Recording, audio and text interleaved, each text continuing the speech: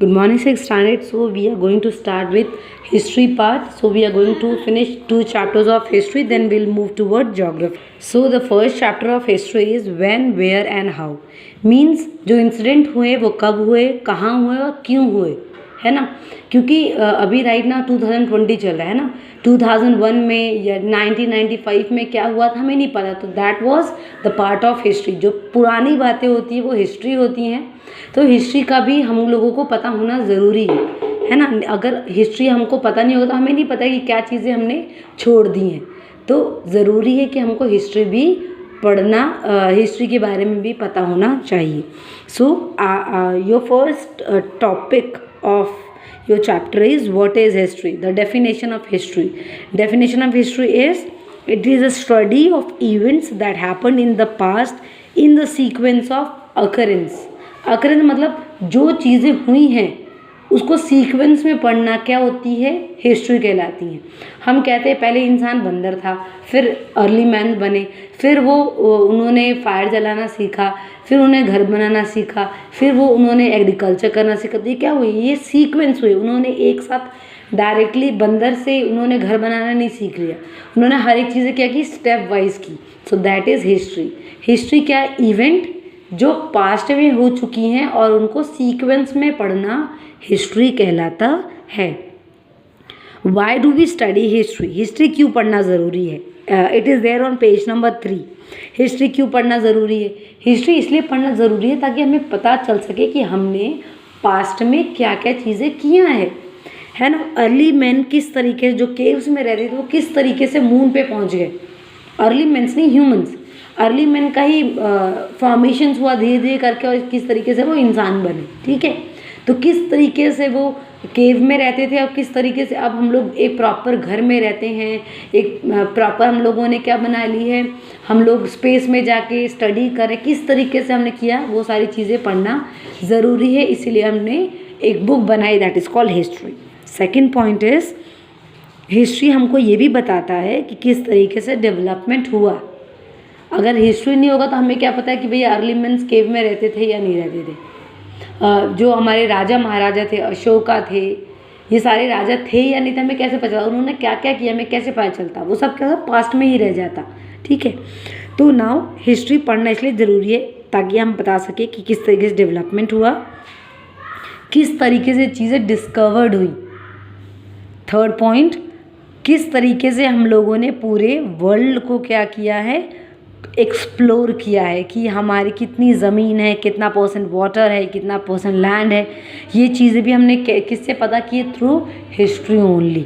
And the fourth point is that जो भी हमने मिस्टेक्स किए in the past, we should not do the mistake in present. Okay, so history पढ़ना क्यों ज़रूरी है, why we should study history?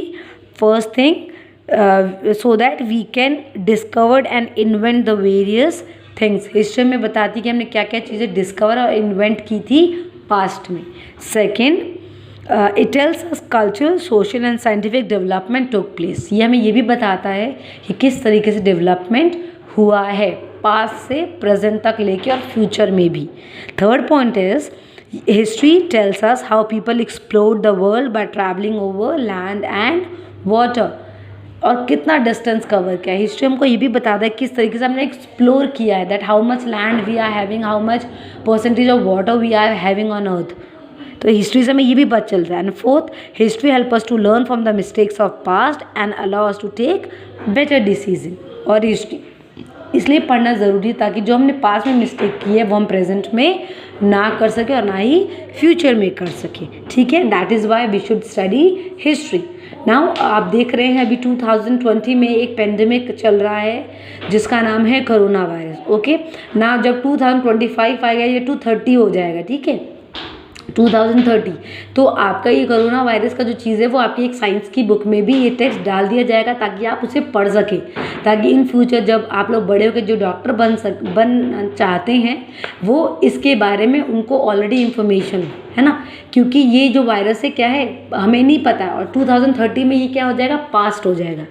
तो आज जो हम कर रहे हैं और फ्यूचर में जो हम पढ़ेंगे तो अगर पास्ट में हमने जो प्रेजेंट में अगर हमने इसके बारे में कोई सर्च नहीं किया, कोई वैक्सीन नहीं बनाई, तो फ्यूचर में जब होएगा तो ये क्या होगा, हमारे लिए बहुत ही मुश्किल टास्क होगा इसके बारे में पढ़ना। सो दैट इज़ वाई पास की चीज़ों को हमें इसलिए पढ़ना ज़रूरी था कि फ्यूचर में हम को प्रॉब्लम फेस ना करनी पड़े। That is why we should study history.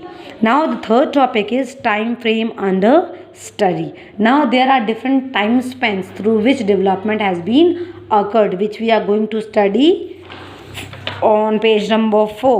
It is on page number 4. I just want that you should read by hearing the audios plus reading from the book also, जिससे कि आपको history कभी boring नहीं लगेगी। Okay, so now आपने देखा होगा जो हमारी हिस्ट्री है that is divided into 3 periods. एक ancient history, medieval history and modern history. Ancient history में you talk about the early means. Okay, in medieval history you are going to read the movements, the Mughal emperors, ये पढ़ते हैं। और modern history में जो आप present जो चल रहा है उनके बारे में you just read upon. तो on these 3 bases the history is divided into periods. Okay, now there is a timeline also. Okay, I just want to show you the timeline. First of all, I just want to show you the things which you have to read from the book. Now these are the lines which I have made you underline, so there is no need to read all the lines of your book, the important lines from your book, जिनसे कि आपको समझ में आ जाए. So the definition of history and why do we study history. Point 1, discover and invent various things. Second point, development took. Point number 3, people explode. And point number 4, learn from mistakes. So these are the 4 points which you have to study, that why we used to study history. Now the time frame में आपको ये पढ़ना ज़रूरी है because it can come in MCQ. हम यहाँ इस साल से लेने शुरू होने वाले हैं और इस साल तक पढ़ेंगे। Okay, now there is a time line दिख रहा है यहाँ पे, आप देखेंगे 2000 BCE, 1000 BCE, 1000 CE and 2000 CE। आप यहाँ पे देखेंगे 2 टर्म यूज़ हुए हैं, BCE and CE।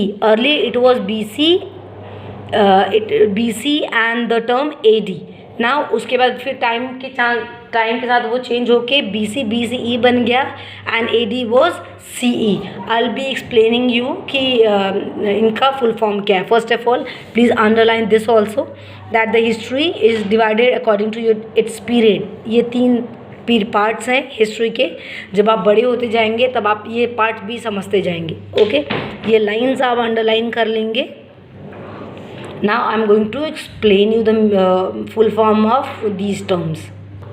Okay, so the earlier the time used to calculate after and before the birth of Jesus Christ. Okay, Jesus Christ के पहले का टाइम और Jesus Christ के डेथ के बाद का टाइम हम कैलकुलेट करते हैं because at that time we were not having calendar or calendars were not there. तो हम लोग अपना टाइम पीरियड ऐसे ही कैलकुलेट करते थे। So the birth of Jesus Christ is use to measure the time. The birth of Jesus Christ taken as the reference point from where the historians count dates. Jesus Christ की birth का time लेके हम लोग क्या करते थे, time period calculate करते थे और डेट्स कैलकुलेट करते थे। Before the birth of Jesus Christ is counted backwards and denoted as BC। BC means before Christ. जीसस क्राइस्ट के जन्म से पहले की जितने भी डेट्स हैं they are denoted as BC means before Christ. And Jesus Christ की बर्थ के बाद means after birth of Jesus Christ the term is used as AD. The dates after the birth of Jesus Christ is denoted as AD. AD means Anno Domini. So two full forms we have learned. First is BC and AD.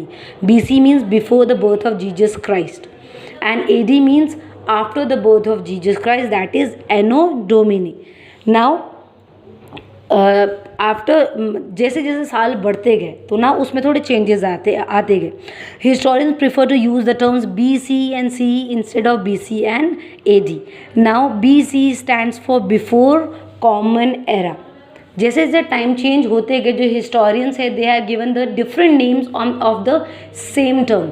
जैसे उन्होंने BC को क्या बना दिया, BCE before common era, उसको नाम दे दिया गया।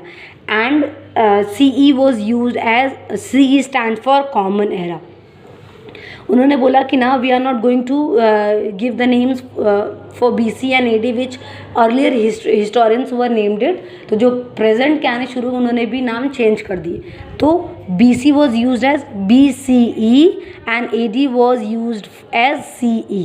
Okay, before common era and common era was use for BC and AD. So now this was a time period which was from 5 lakh BC to 800 AD. In time period के बीच के इन लोगों ने नाम क्या रख दिए, AD वगैरह रख दिया गया. Now how to calculate time. This is an important topic which I am going to explain you tomorrow through the calculation, so that you can better understand how to calculate the dates and time in the earlier times. Okay, thank you class.